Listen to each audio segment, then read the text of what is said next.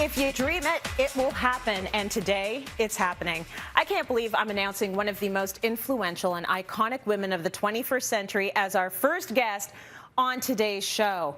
I combed through Becoming with like a fine-tooth comb, like I was studying for the LSATs. It is my all-time favorite and something that I think a lot of us find in common. Since leaving the White House, she's written a book, filmed a documentary, started a podcast, created a production company, and continued to be an incredible force for good, a voice of reason and hope during these trying times. And now she's coming to your TV screens to inspire a whole new generation. Hi, I'm Waffles, and this is Mochi. Hello, Waffles and Mochi. Are you ready for an amazing adventure? We are so excited to introduce to you former First Lady Michelle Obama in this Canadian exclusive. And she's brought along a couple of friends, Waffles and Mochi. So nice to see you all. How are you? Hey. Hi, Tracy. Hello, Hey there. Waffles and Mochi and Mrs. Hi. Obama. How are you? We are great. Excited to be here with you. Waffles and Mochi, in this show we see you chasing your dreams to become chefs with the help of a magical shopping cart and, of course, Mrs. Obama.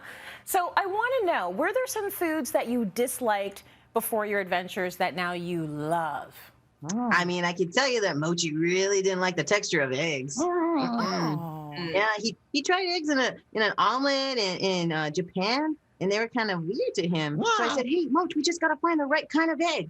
So then I think Moch really liked tortellini. Oh, I like tortellini, too. I think that's There's a a lot good of eggs in answer. tortellini. Oh, yeah.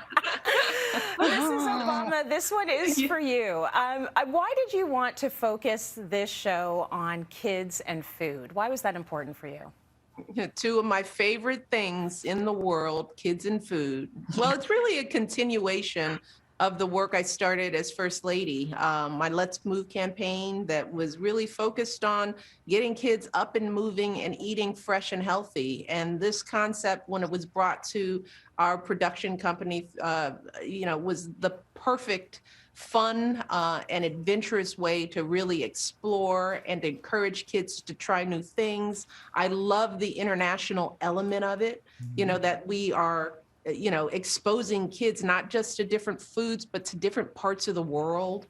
And that is something that, gives me joy and makes me excited. So I feel like this is a continuation of the things that I've always cared about and always invested in. Absolutely. And we see that continuation. I mean, there are so many parents with young kids watching this show, and they will tell you it is hard to get the young ones sometimes to expand their palates and to instill those healthy eating habits in them. So I'm wondering from Mrs. Obama, any tips from raising your own two kids on how you can get them eating healthy from a young age? Start early. And early means the first foods you introduce them to, don't start with the sweet stuff. Start with vegetables, so that their palates get adjusted to the bitter taste. Because once you introduce something sweet, the bitter is just more extreme. And then think about, what I call small bites. Sometimes we expect kids to attack a big stalk of broccoli like they're an adult, and that's just overwhelming. Mochi's got a very teeny tiny mouth. You got to cut the food up so that it's manageable, right? Yeah. Okay, so do you have an absolute favorite food in the world? Waffles, Mochi? Oh, yeah. Mochi's favorite food in the whole wide world is pickles. Right? Ooh. Right, Moch? How much do you like pickles? That much? More? More than that? More. That's right. He really likes pickles. Oh, yeah. He loves pickles. Yes. Listen, a lot of people are going to be tuning in because Waffles and Mochi are obviously stars, but then there will be other people tuning in because of you, Mrs. Obama. And I'm wondering, how do you balance this sort of intense veneration for who you are and what you stand for with just getting out of bed every morning and living your life?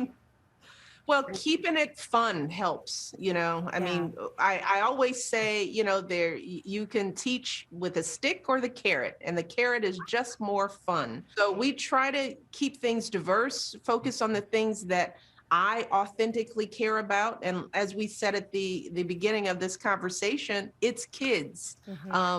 You put me in a room with some kids and I am happy, and it makes all the pressure just float away because now I see what my purpose is. It's helping to encourage and support the next generation. So that makes any burden seem so light.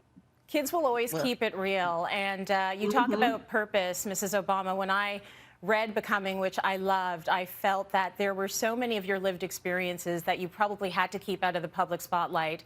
Now that you are where you are, do you feel like you still have to hold back, or do you feel like you can just be real and sort of put yourself out there? Yeah, I've always tried to be as authentic as I could be, but I do feel that there's a responsibility with this platform. So I'm always conscious about what I do and say in public because I know that kids are watching. I think that we as people in the public eye have a responsibility not to just completely let go, but to make sure that we are mindful of how we show up in the world. And I don't think that will ever change because kids are watching us. Yeah, That's and all the right. supermarkets watching, all the people, Yes, the people that shop at our supermarket, everyone's watching. And Intercommie, they're all watching us. They are all They're watching, watching. they are learning, and they are loving it. So I'm so excited for this show. Thank you so much, Mrs. Obama. Thank you, Waffles and Moshi. Go get some tortellini. Go enjoy some pickles. And we are very excited about your show. Yeah, get down. You can watch Waffles and Mochi and all of their fun foodie adventures with Michelle Obama on Netflix right now. Thank you very much. Oh, bye. Thank you.